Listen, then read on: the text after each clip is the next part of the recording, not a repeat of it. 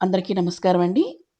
ఈరోజు గరిమెళ్ళ సుబ్బలక్ష్మి గారు రాసిన 'పాపం ఆత్మారాముడు' అనే చక్కటి హాస్యకథ విందాము.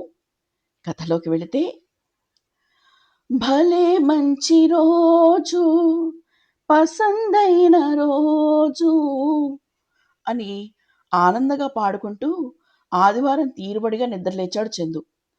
ఆలస్యంగా లేవడానికి కారణం ఆ రోజు ఆఫీస్‌కి సెలవు అవ్వడం వల్ల కాదు. నిన్న సాయంత్రం ఇందు చేసుకొచ్చిన పని అతన్ని రాత్రంతా నిద్రపోనివ్వలేదు.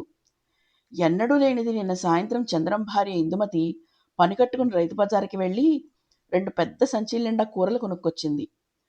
ధరలు చుక్కల్నంటుతున్న ఈ రోజుల్లో ఏ కూర కూడా పావు కిలో కన్నా ఎక్కువ కొనని ఇందు ఏకంగా 2 సంచీల నిండా కిలోలు కిలోల కూరలు కొని తేవడం చూసి సంబరపడిపోయాడతను.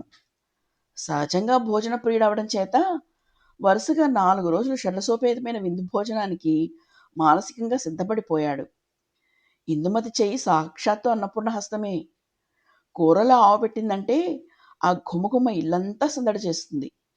దప్పడంలో ఇంగువ పోపు వేసిందంటే అందులోని ఆవాల చిటపటలు 3 వీధులా వినిపిస్తాయి.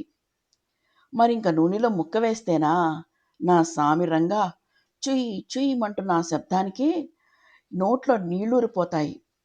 ఏంటో ఈ మధ్య శుభ్రంగా భోంచేసి ఎన్నేళ్లయిందో అనుకుంటూ పడుకుంటే రాత్రంతా కలల్లో కమ్మటి గుత్తి వంకాయలు, ఆవపెట్టి వడియాలు వేసిన పనసపొట్టు కూర, నోరూరించే మామిడికాయ పప్పు, ఘుమఘుమలాడిపోతున్న ముక్కల పులుసు వరుసగా వస్తూనే ఉన్నాయి.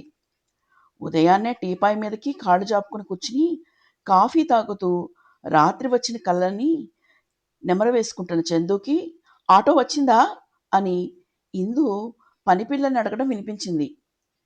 ఏమిటా అని చూస్తే పనిపిల్ల ఆ 2 పెద్ద కూరగాయల సంచీలు మోసుకెళ్ళి ఆటోలో పెట్టేసి వచ్చింది. తెల్లబోయి చూస్తున్న అతనితో, నేను వచ్చేటప్పటికి సాయంత్రం అయిపోతుంది.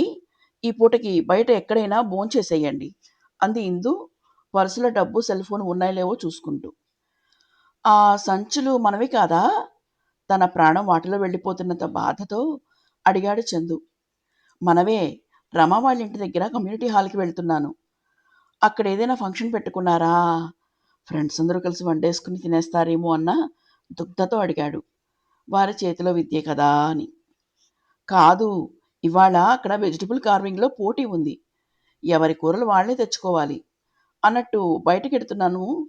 బయటికెడుతున్నప్పుడు తలుపులన్నీ జాగ్రత్తగా వేయడే అంటూ ఆటో ఎక్కి వెళ్ళిపోయింది. ఏమిటి? వెజిటబుల్ కార్వింగా?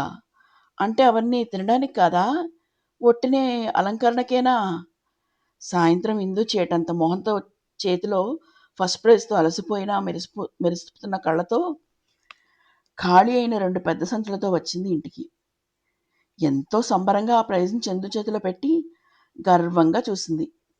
పాపం చందు ప్రైజ్‌ని చూసి సంతోషించాలో, ఖాళీ అయిన 2 పెద్ద సంచులను చూసి దుఃఖపడాలో తెలియక అలా నిలబడిపోయాడు. బాగుంది కదండీ! చిన్న హాస్య కథ. ఈ కథ కనుక మీకు నచ్చినట్లయితే లైక్ చేయండి, షేర్ చేయండి. మరిన్ని మంచి కథల కోసం ఛానల్‌ని సబ్స్క్రైబ్ చేసుకోండి. మీ సలహాలు, సూచనలు ఏమైనా ఉంటే కామెంట్ బాక్స్‌లో తెలియజేయగలరు. Thank you. ధన్యవాదాలు.